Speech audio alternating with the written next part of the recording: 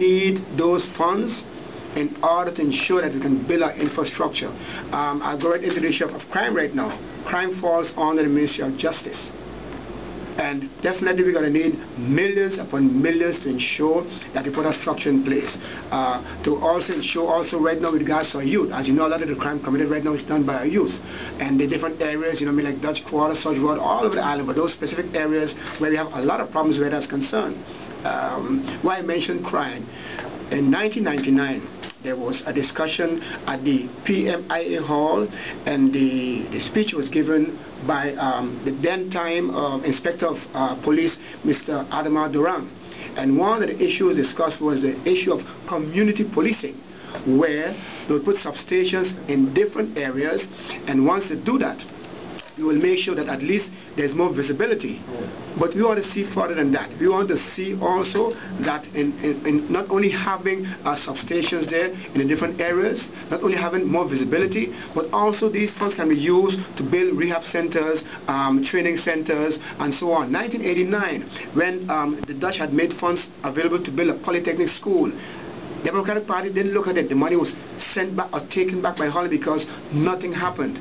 All these funds that have been wasted on all of those years because the Democratic Party, we are saying right now, we need our funds to build up our justice system, to use it, as I said before, for rehab centers and so on, to build what you call polytechnic schools, to ensure that our young people are trained, those who have dropped out of school can be retrained and given a chance to become part of the workforce and to get out of this system where they find themselves not employed, uneducated, and getting involved in all sorts of crime.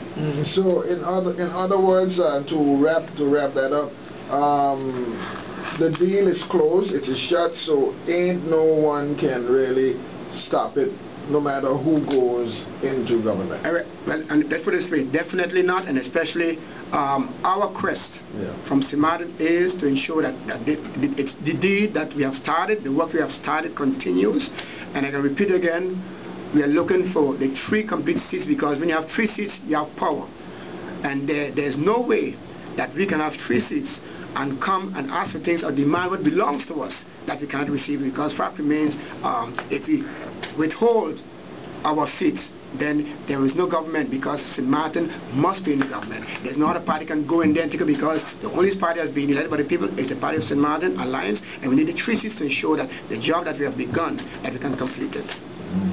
So anyway, beyond this one, there's another one coming up later on this year for the island elections, and you would be taking your experience into that one. And, definitely.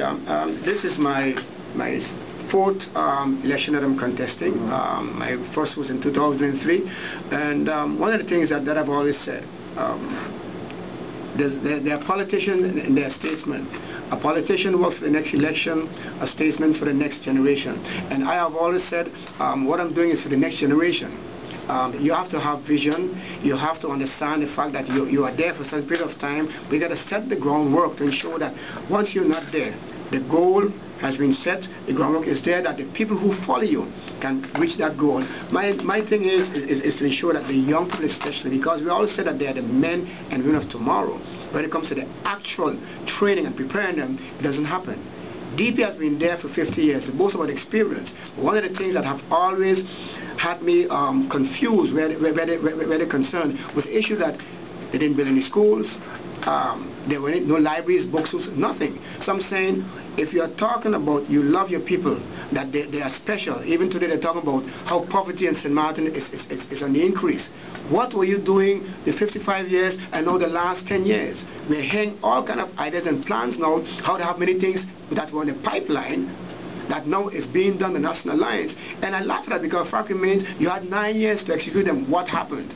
And now that you have self-destructed, and we are doing the work that you should have been doing all the time, and people are recognizing this fact, you want to try to muddle the waters. But I believe the people of St. Martin are wise, they know what's taking place, and can say exactly that the National Alliance government is working on their behalf, and we're going to continue this work to ensure that every individual here in St. Martin gets what they're entitled to.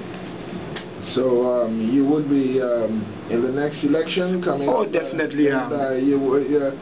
Any particular position you would be vying for? No, what I normally do, the issue is, first of all, for us to win the elections.